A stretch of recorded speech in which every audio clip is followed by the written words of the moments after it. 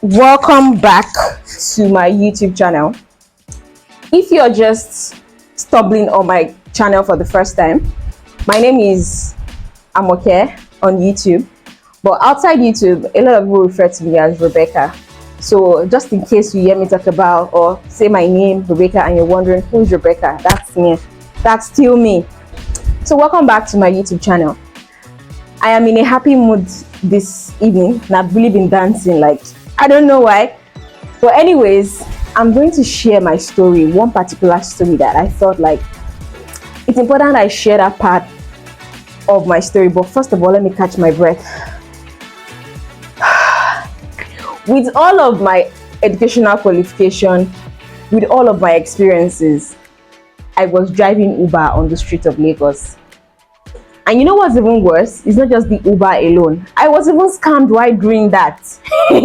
So sometimes in 2024, and this is not even a funny situation because right now I'm laughing over it because of course there's a lot of growth in terms of my life, my financial status, or better still, my financial stability compared to when I did that last year, 2024. It was crazy. I mean, I can't even imagine how bad it was. Like I couldn't even afford like basic things for myself. I mean, I had no means of paying my bills, and then what can I possibly do? I felt like, you know what, I needed something urgent, like right now in the moment. I was so broke, I didn't even know what to do with myself. Like, come on, gigs were not coming for me because as at that time the work I was doing was I was building softwares basically for businesses, and I was running my startup on the side, funding my startup with the resources I got from building website for businesses. So that period my car was faulty and I had to fix it.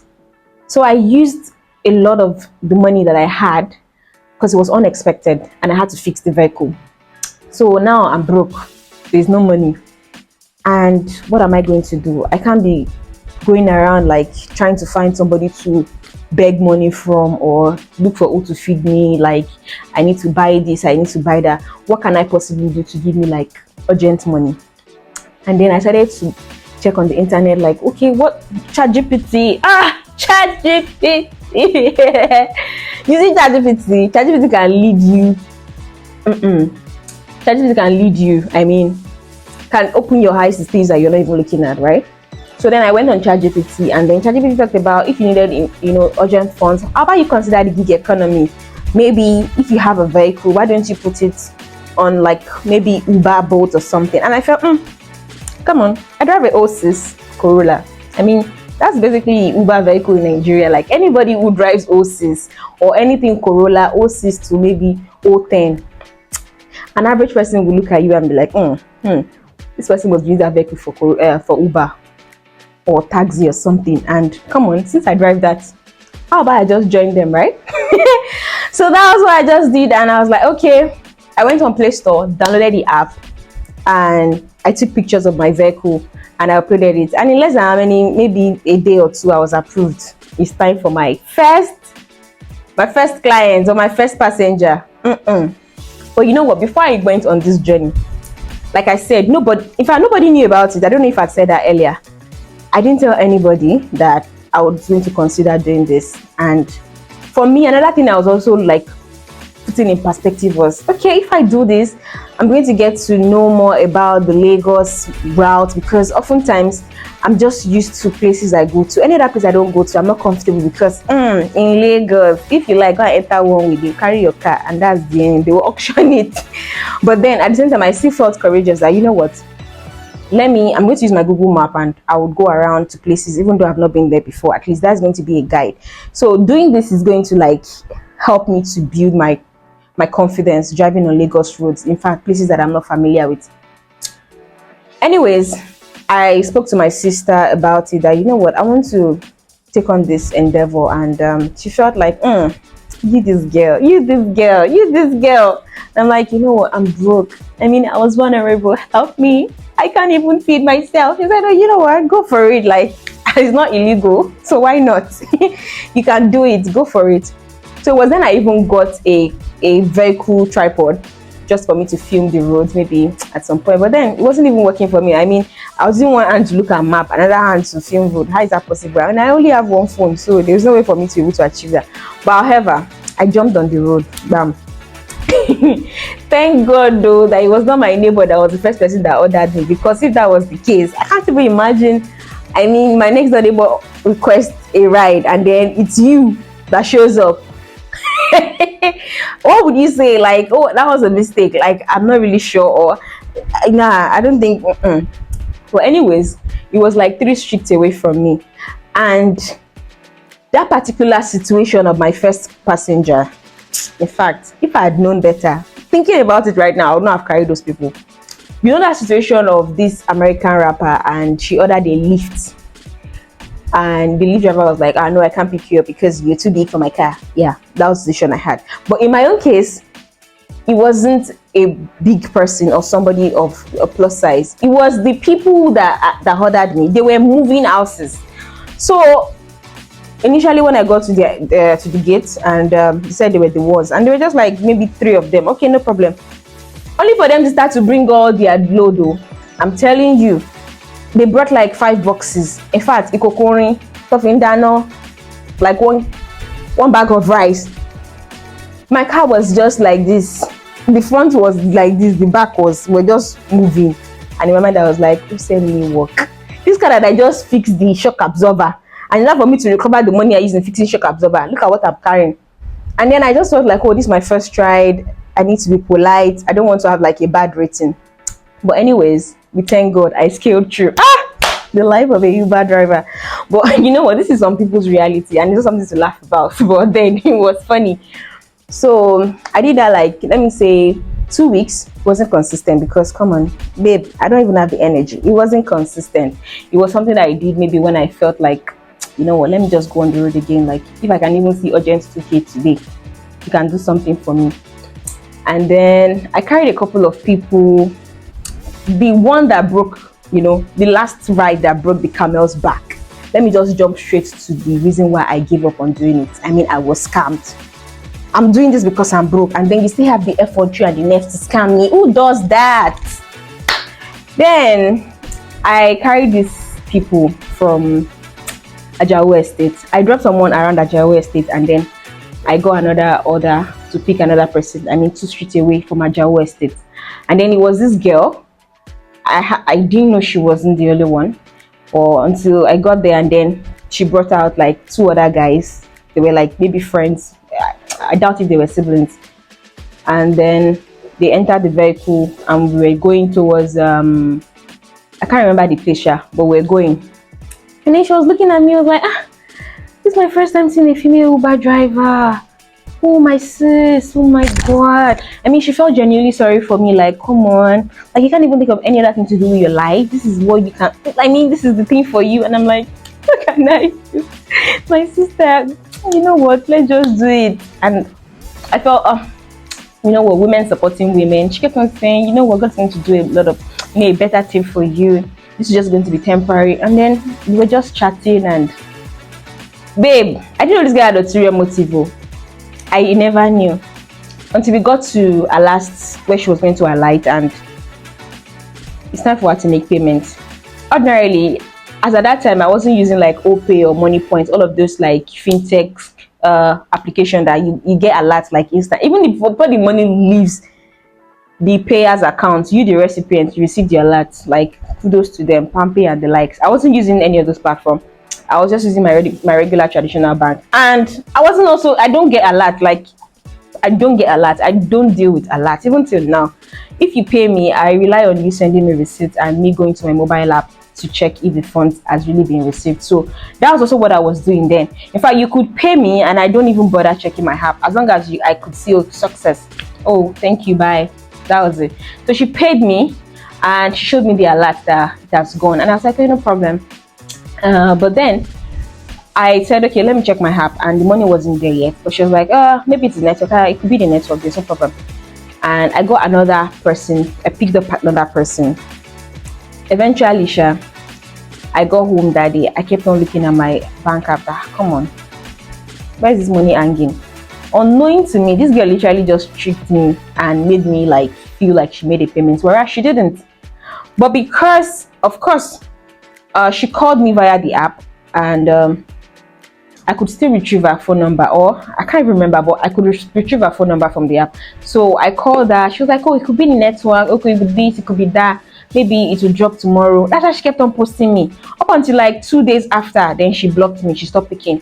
Then I knew that, you know what, this girl literally just like, she scammed me. Like, I mean, you and your friends, you scammed me, a damsel in distress. Because ordinarily, I'm just doing this to survive, and then you feel like, let's enter a vehicle and not pay.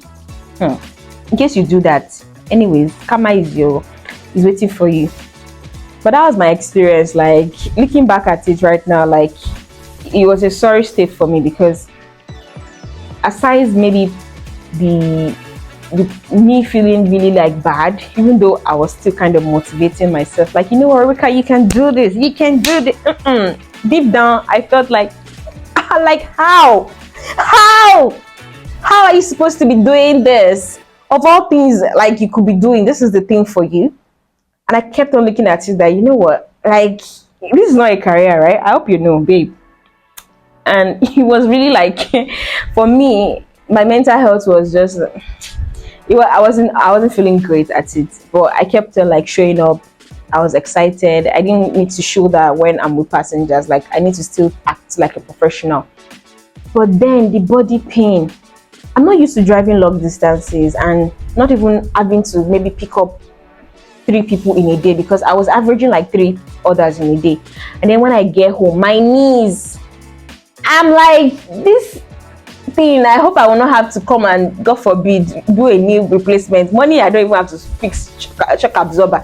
It's not knee I'll come and be fixing. Oh boy, I cannot do. My body cannot do this one.